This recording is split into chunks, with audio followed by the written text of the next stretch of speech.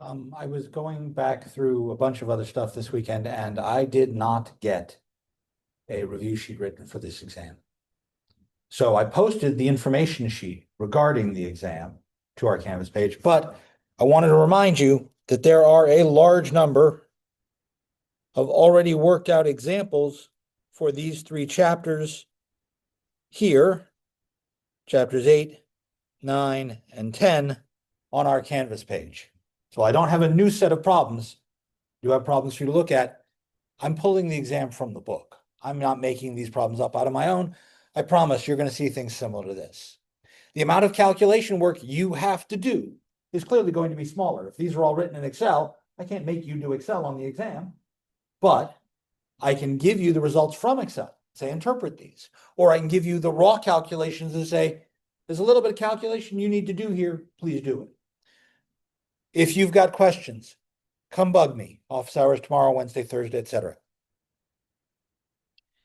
Meanwhile, I want to start looking at what happens when I have more than two things to compare. The shorthand for analysis of variance,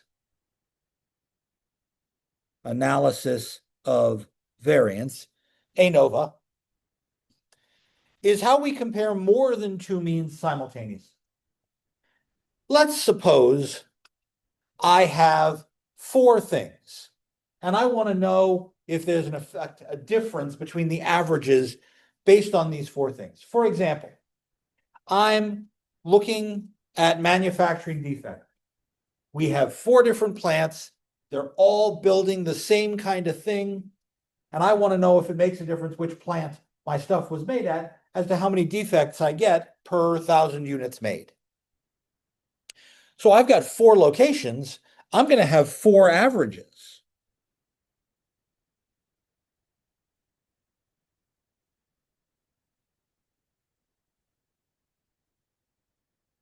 If I did t-tests for all of these, or z-tests, either way, how many would I have to do?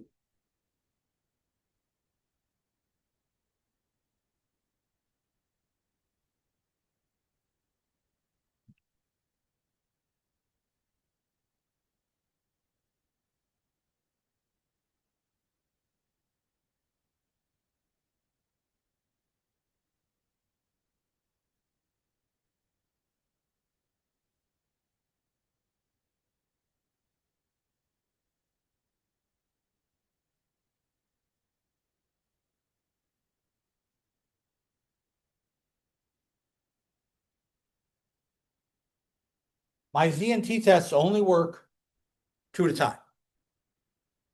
How many t-tests would I need to do this time?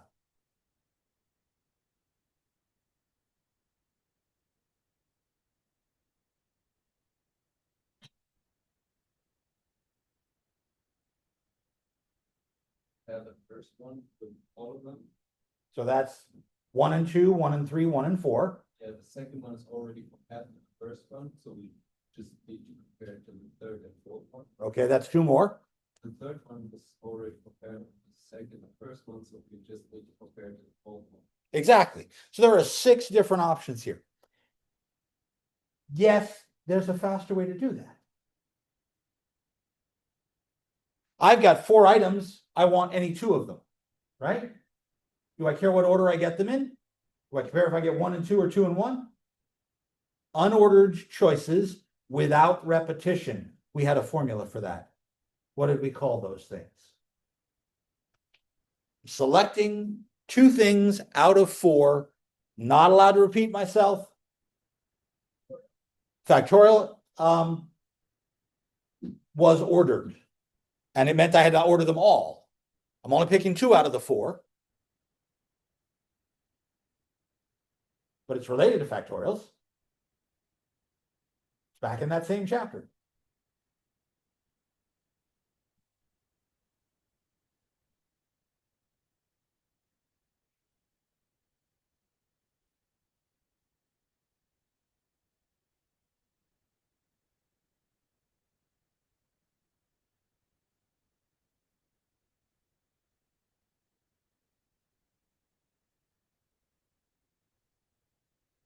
reaching into my group and I'm pulling out two of them.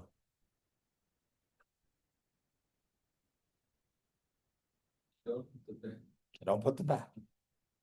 Choices without repetition. Further back. It's in the binomials. It's my binomial coefficient, the C thing, the combinations. N, C, R. Out of N things, choose a selection of four. We called it a combination. Out of the four, choose two. The one that looked like, or we wrote it as NCR. And if you go back and you grab your calculator, because I know there's a way to do that on your calculator, and you do 4C2, you'll get 6. So that's the right number. But even if I had larger numbers, but if I do 6 comparisons, let's say I do them all at 5% significance, so 0.05, then there's a chance I could make a type 1 error. It's not big.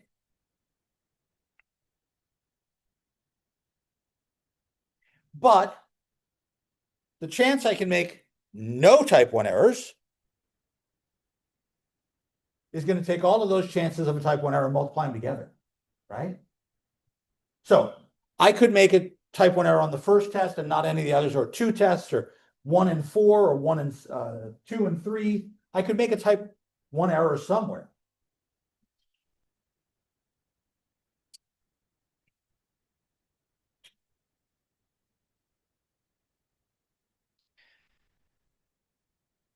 If alpha is 0.05, 1 minus alpha is 0.95. That's the chance I make no type 1 error.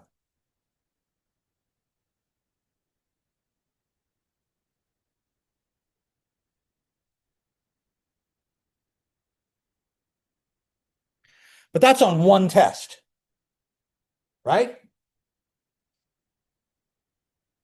So the chance I make one somewhere is 1 minus the chance I never make one.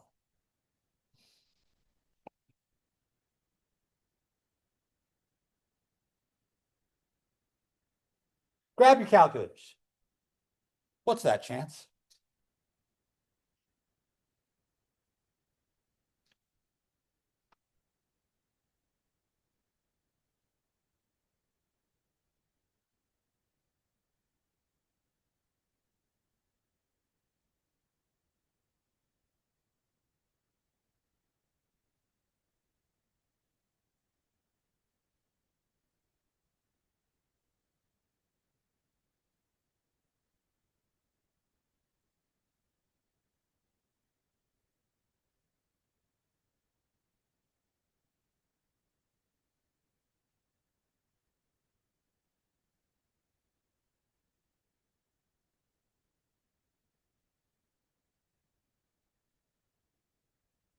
Wait a minute.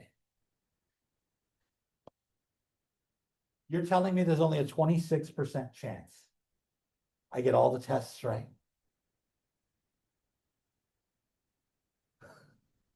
I'll make at least one error 3 out of 4 times? That's horrible. No, I don't want to do this.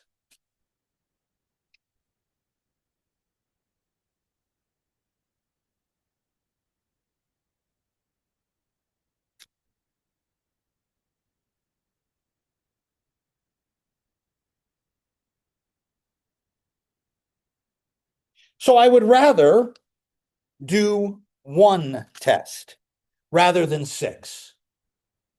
So there is a way to link these tests together and do them all at once.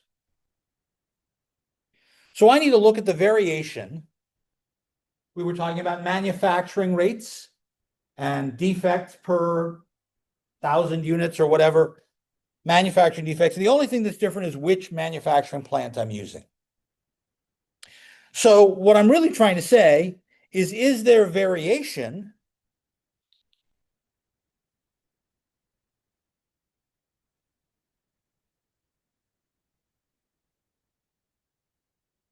in a numerical variable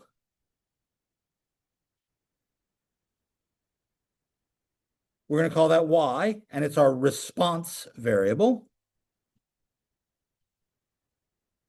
or our dependent variable.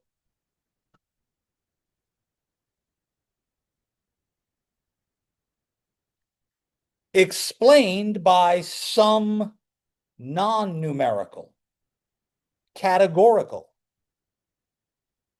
variable. Which plant are we at?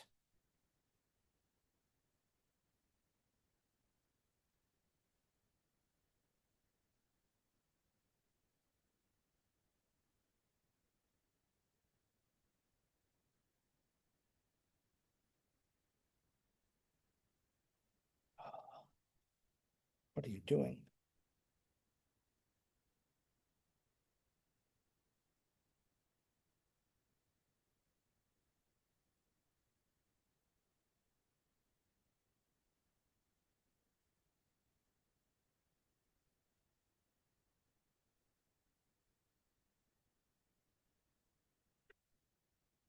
Now, it is possible there will be variation that is not dependent on which plant I'm at, that there's some other level of unexplained variation.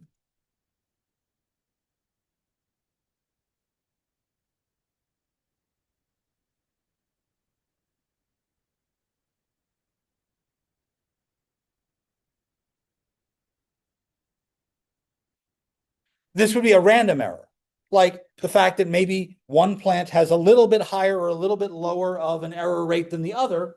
That might just be random noise in the system, but it might be related to something. Now, what I've just described is really based on one factor, but we could have more than one factor. We could have combinations of factors.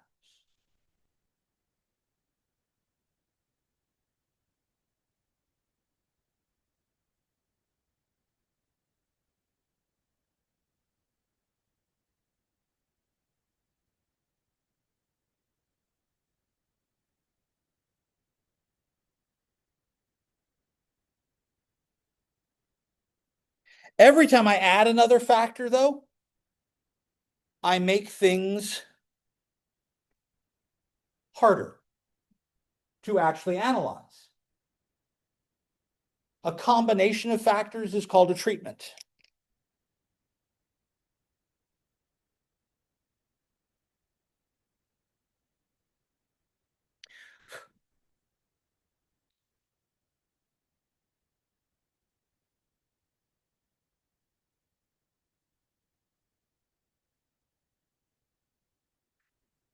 The more factors I use, the more expensive this test gets, because I have to gather lots of data and parse it down. And some factors are relevant and some factors aren't. And we'll have to figure out which ones matter and which ones don't. And then I'll check whether or not these treatments influence the value of y. If I add these factors in, do they matter? Do they cause variation? What did I use to check variation last chapter?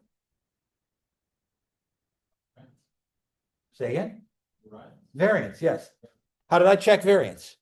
How did I check between two variances to see if there was a difference?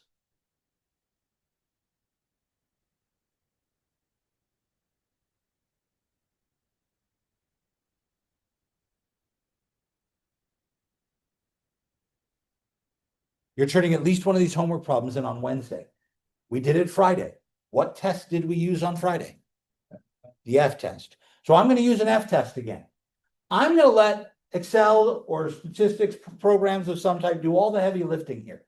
I don't want to do the math. It is long, it is unpleasant, it is arduous. I'll push several buttons. I just need to be able to figure out what the hell it means. Okay. Here's the data we have, page 411, for our chip factories. 4 chip factories, Ardville, Belmont, Cargill, and Dester. And here are the defect rates during 10 different days of production, defects per 1,000 chips made. And they've given me a confidence interval for each of these. And you see there are outliers on each and every one of these rows. So I would like to try and figure out whether or not which plant I'm at is related to the defect rate.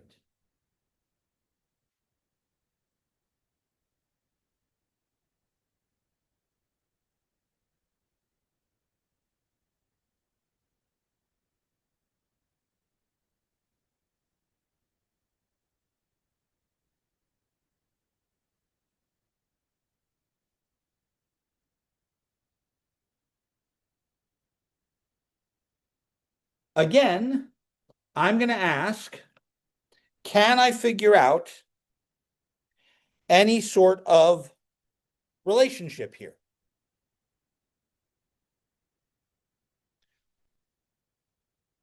I'm testing something. If I'm doing a test, I need a hypothesis. I'm testing whether the defect rate depends on location. So I'm going to test averages. Is the average for plant 1 the same as plant 2, plant 3, plant 4? Does it matter? Well, then I need a null hypothesis. What would a null hypothesis be in a situation like that? Emphasis on the word null in null hypothesis. The defect rate is not. Which would mean that the averages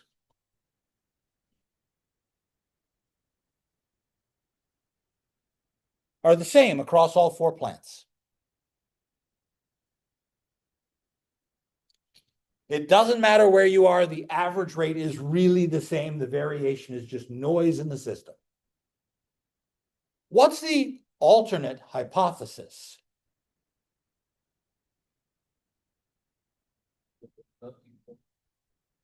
I need to be careful about how I say that, though, because where I put the word not changes the meaning. That's defect rate, and I'm looking. So the location does affect the. Yes, at least one of these averages is significantly different. The location does affect the defect rate.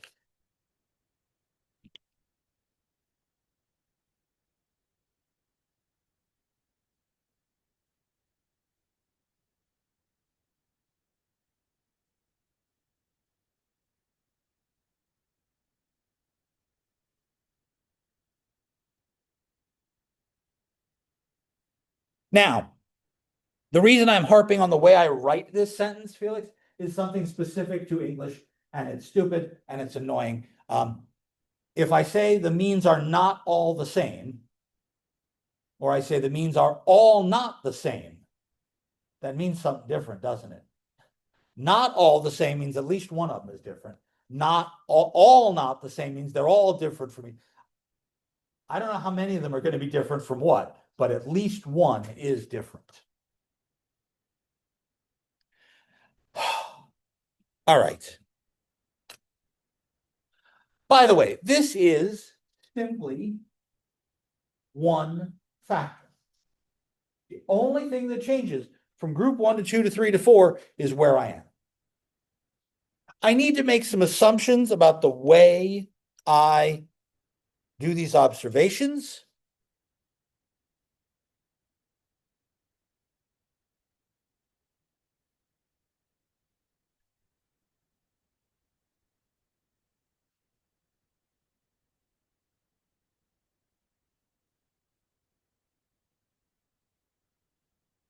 Y is my response variable. In this case, it's the number of defects per 1,000 chips for each of these days. And I'm just going to say the observations have to be independent from one another. You cannot take one batch, one. You have to pick and choose randomly in some fashion. You've got to do an unbiased selection of observations. I am going to assume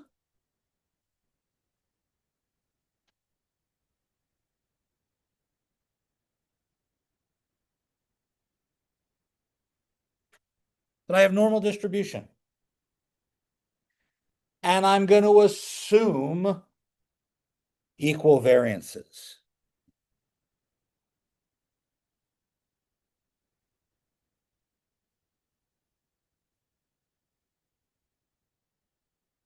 We'll actually have to go back and check that after the fact to make sure we do actually have equal variances. So there'll have to be some analysis with an F-test in here somewhere.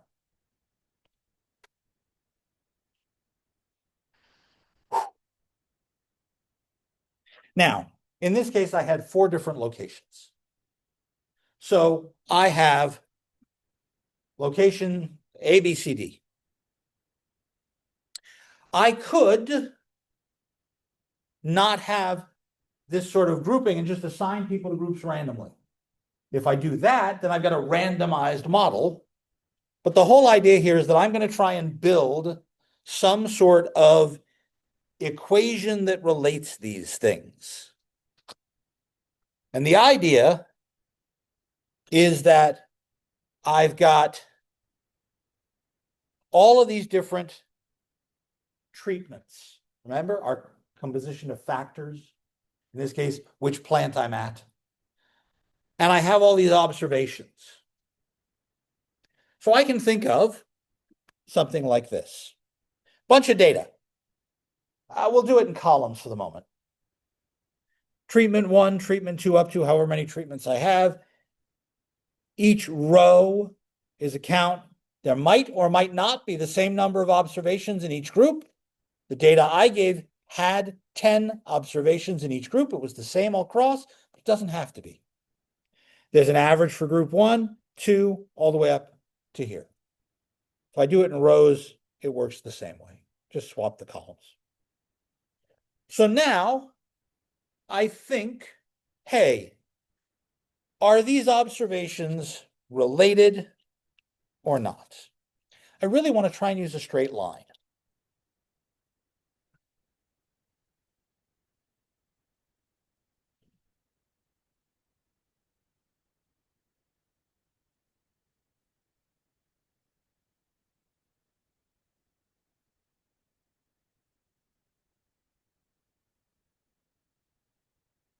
Let's give that a name, T. If the null hypothesis is true, then all of these treatments don't matter, and there's really only one average. Yes? Up there, I said my null hypothesis was that the average for 1 was the same as 2, was the same as 3. There should be one global average.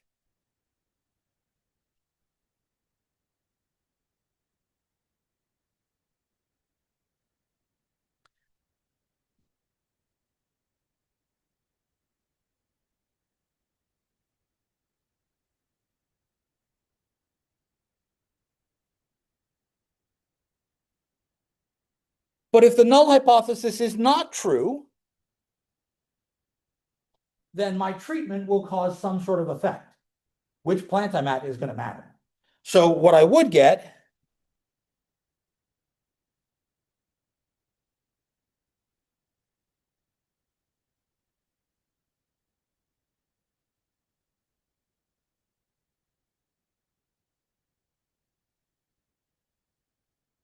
is I would get that Y is actually equal to my global average, and then something that depends on which treatment I'm at. Oh, and there could be some other source of random error, right? There could be some other random error.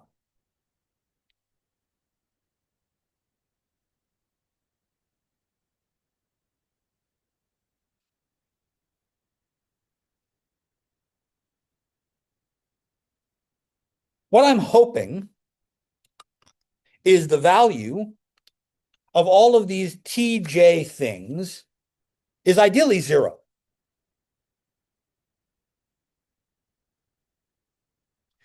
This is called a fixed effects model.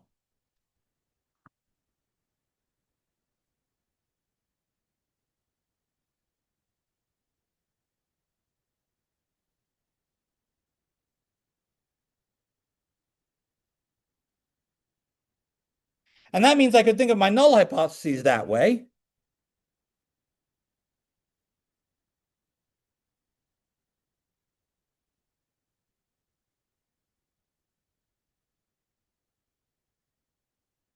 As really I'm saying, oh, at least one of them could be different for my alternate hypothesis.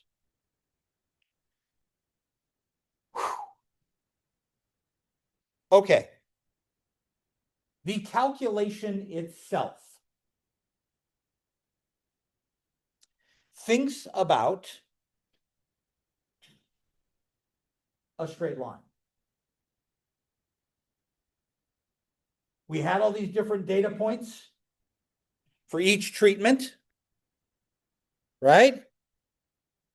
And I want to know if that treatment causes an effect.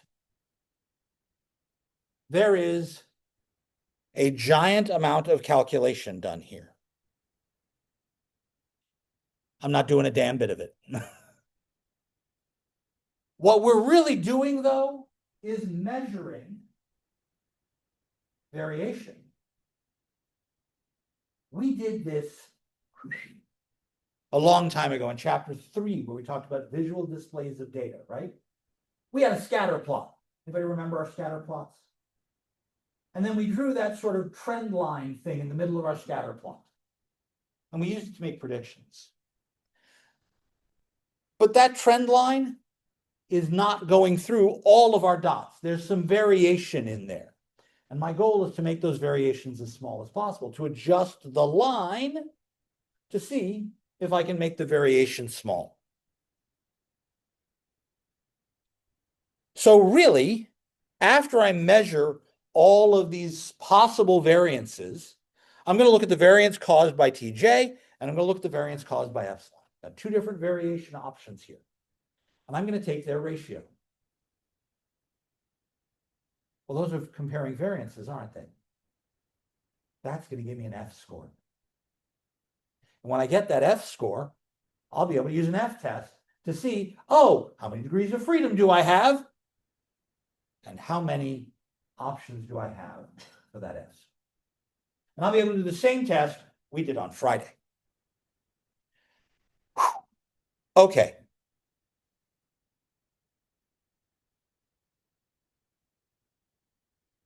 Here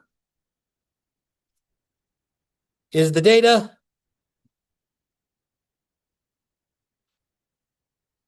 for our curtains. Is that the right one? Hang on a second. Yeah, we'll do this one to start with. Instead of doing the chip data, which is in the textbook, this problem says I've got 4 different stations. And these stations are packing places, right? I'm at Amazon. How many packages do we pack a day? I'm at Elliott down the road. They're packing bags, boxes, whatever. Station 1 packs this many boxes in a day. 2, 3, 4, etc., right? Maybe station 1 is closer to the break room. Those people go on break more often. Maybe station 3 is further from the break room, takes them longer to go on break and come back, and so they pack less. Is there a difference based on which station I'm at as how much packing I get done? Before I do anything, I've got 4 columns worth of data there. Right here.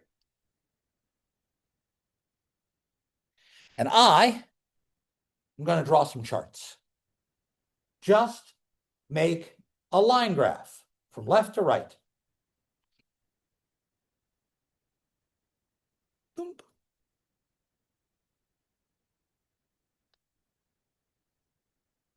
By rows, day 1, day 2, day 3, day 4, day 5. This picture here.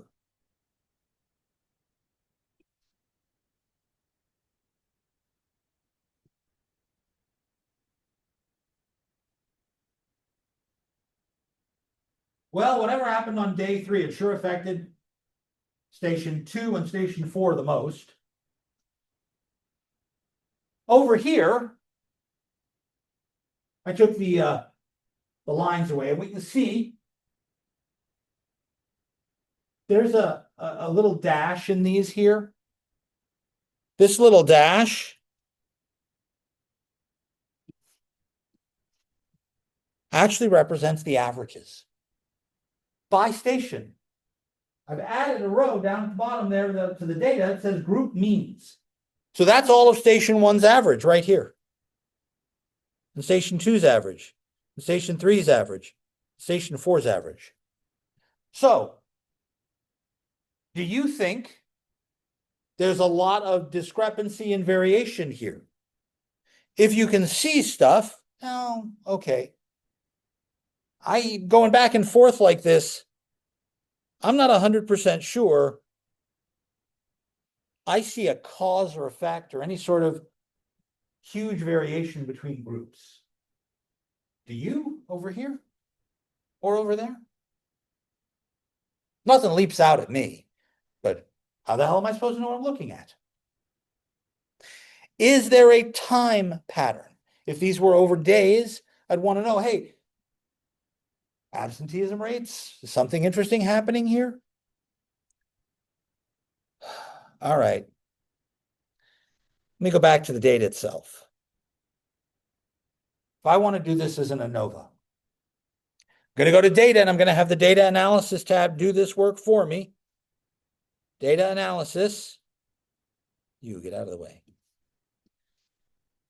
Oh, they're in alphabetical order. So way up here at the top, ANOVA, single factor. There's only one factor involved here. What plant am I at? Okay. So where's the input? The input is here. They're grouped by columns, and I have labels in the first row. I'm going to do the same significance I've done this whole time, 0.05. And I'm going to ask it to do a whole bunch of work for me. Oh boy. What the hell is going on here?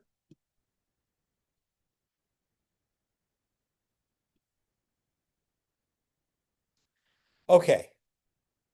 At the top, I've got two blocks of data here. The top block is summary data. I've got means and variances. I'm perfectly happy with that. So I can look at that and I can say, do you see a large difference in variance from any group to any other group? Right here in this third column of resulting data, sums, averages, variances. I see a clear difference. Do you? Yeah, it looks like group 2 and station 3 and 4 have a variance that's a lot bigger than stations 1 and 2. Look at the averages as well. What do you see there?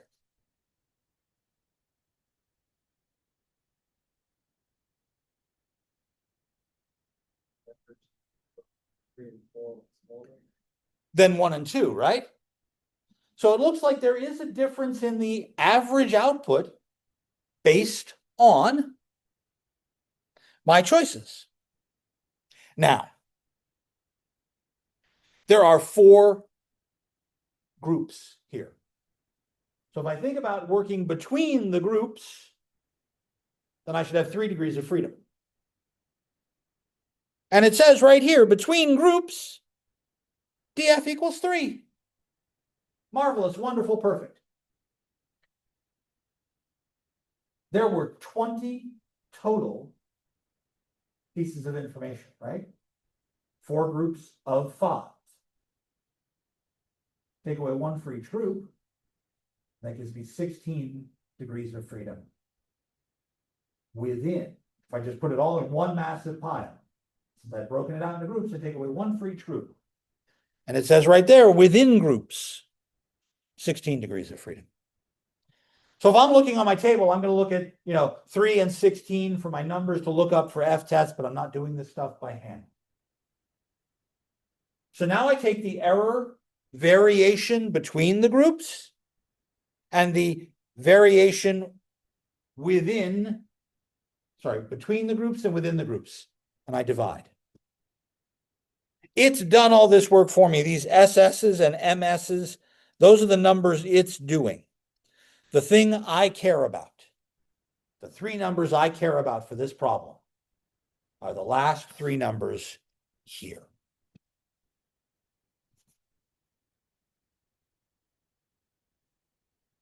You'll notice it's only giving me one F value. It's done a folded F test. I mentioned this on Friday. So we're only looking at a right tail. So how do I know whether or not to reject my null hypothesis or to say, nah, there's really no variation. These are all effectively the same. What tells me what's going on here?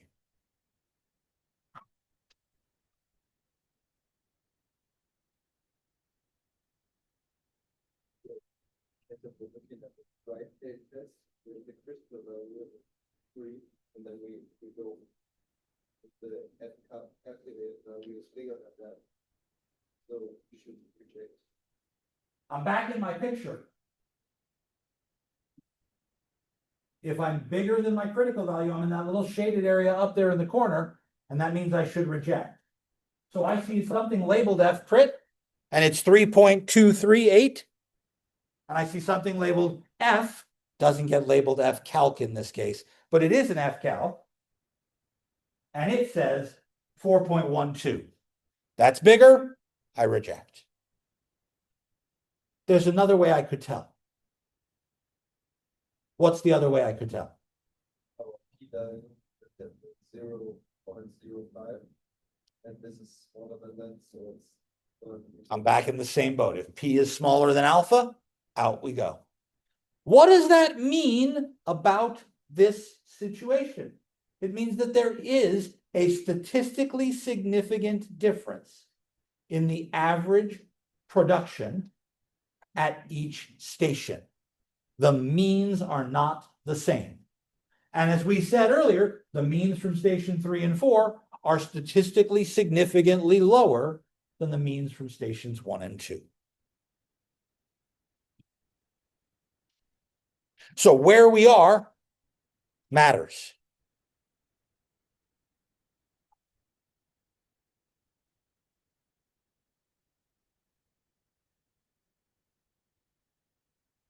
I am the first person to tell you that doing this by hand is absolutely mind-numbingly stupid. This is exactly the sort of behavior a computer is good at. A long sequence of calculations, one after the other, all churning through the same numbers. There's no reason for me to sit down and by hand write all this garbage out. Matter of fact, it's such a common maneuver.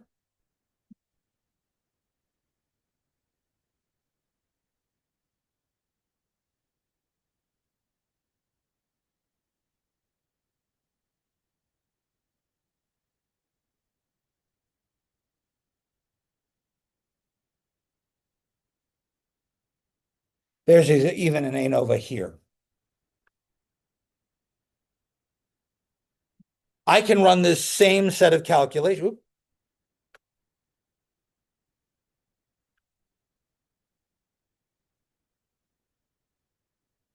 Here. The problem is there isn't a wizard. There isn't a setup that takes me through all the stuff. I got to go read the manual to figure out how this one works. This is much uglier. By the way, the manual pages are posted. But I'm much happier having the information out of Excel and saying, okay, we did it. What does it mean? And that's this summary. That's exactly the same set of numbers we got out. Oh, there's my p-value. It's smaller. Reject.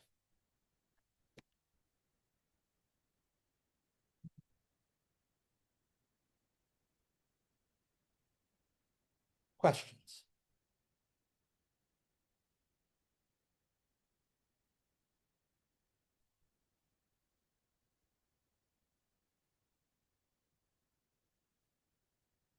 Problem 7. Semester GPAs are compared for 7 randomly chosen students in each class level at Oxford University. Is there a difference based on major?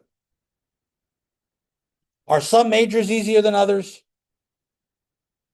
Y'all are business majors, but there are lots of different business majors, right? Are some majors easier than others? Well, we took 7 students out of each major. Let's find out. The only factor that is a difference here is which major you are in. Let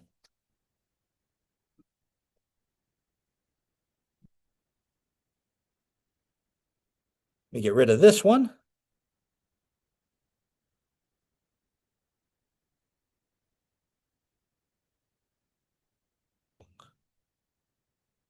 Here is our list of majors and GPAs for 7 students within each major. Now, if you notice, it's in one big column over there on the left. That setup is designed for other statistics programs. It says right there on the note, stacked data, that's the one in the one column, is provided for R or Minitab. So if you're using other programming language and you're used to that, that's fine. In Excel, I'm better off using the column-oriented data that's highlighted at the moment. Under our data tab, data analysis, ANOVA single factor. Where's my information? Here. Grouped by columns with labels in the first row with an alpha of 0.05. I'm going to jump this data out, but I realize I skipped something. So let me hit the OK button, and then we'll go back to the data and do something else. What do I want to do before I actually do the calculation? There are several things I can do to this before I actually start churning out numbers.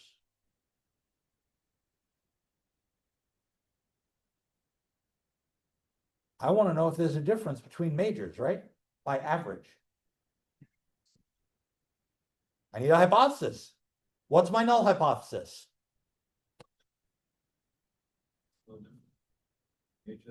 So the average GPA for accounting, finance, human resources, and marketing should all be equal. And my alternate hypothesis is at least one is different. I don't know whether it's higher or lower or whatever. It doesn't tell me. It's just different. I could check the actual averages, couldn't I? I could say, okay,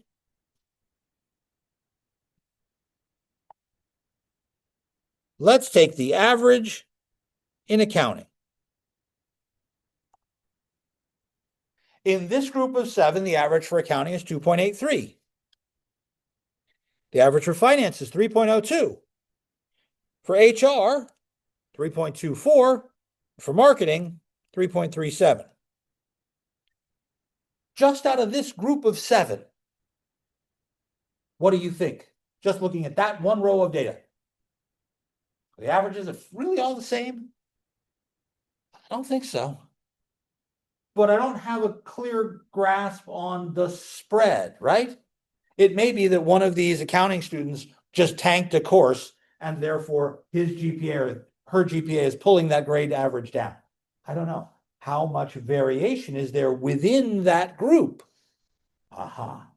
That's why we look at variation 2 different ways. We look at it within the group, we look at it between the groups. If I've got outliers within my group, that's going to skew the data for that group. If I've got differences between the groups, that should matter more.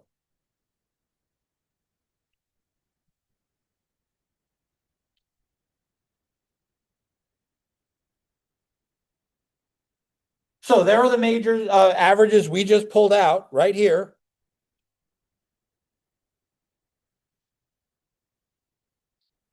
Those are the same averages we had on the previous row that we created. What is that variance? Oh, look at the variances I've got going on here.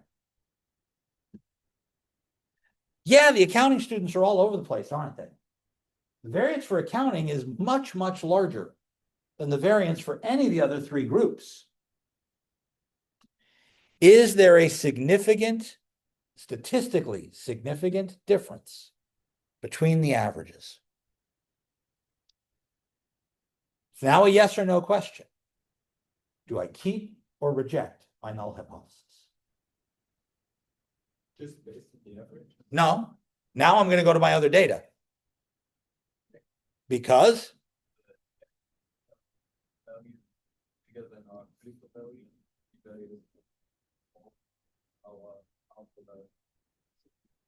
our significance level was 5%, we came up with a 3%. Oh, this is less likely to have happened by random chance. There must be something going on here. Now, I don't know. Maybe there's an accounting professor who's a cream puff or a right bastard. And that's what's causing the GPAs in accounting to be so varied by comparison to everything else. But the averages themselves show a trend. And this is enough of a difference between the groups for it to matter. Notice that that number MS is larger than the other number MS. Now that's our squares adjusted. That's MS means mean square error. That's one of the sub-calculations done. But it's the F score is taking that variation, dividing it by the other variation. Remember, F is S2 squared over S1 squared. That's those two numbers right there. Take 0.3937 divided by 0.01119 and you get 3.517. That's where this number came from, looking at the variation in my groups. It is now possible, with a lot more adjustment, to go back and figure out which factor is the most different. I can now say, oh, let's do the t-tests. Now that I know there is a difference, where's the difference most substantial? And in this case, it looks like they're all different from each other, as opposed to in the previous one where 1 and 2 were different than 3 and 4. But what happens if I have more factors? What if in addition to this, just by major, I wanted to add another thing in here? Let's add year. First year, second year, third year, fourth year. What do you expect to have happen? Does what year you're in the program make a difference? That's a question, right? Does the combination make a difference? Is there a difference not just from being in accounting versus finance, but from being a freshman in accounting versus a sophomore in finance? In cohorted groups, like physician assistant downstairs, they know that certain semesters are substantially harder than others. Hey, you're taking organic chemistry, physics 2, and calculus in the same semester. Good luck. Here's some extra strength, etc. You're not exactly in a light term, right? Is that true in these business majors? Does your semester matter? Gender. That might be another factor, couldn't it? I'd want to know. So if I'm looking at all of these factors, I want to look at combinations of those. Multi-factor ANOVA is again done similarly. But then, going to have more options for F. More on that on Wednesday. I will see you all then. Reminder that your Chapter 10 homework is due on that day and that our exam is on Friday. I will see you all.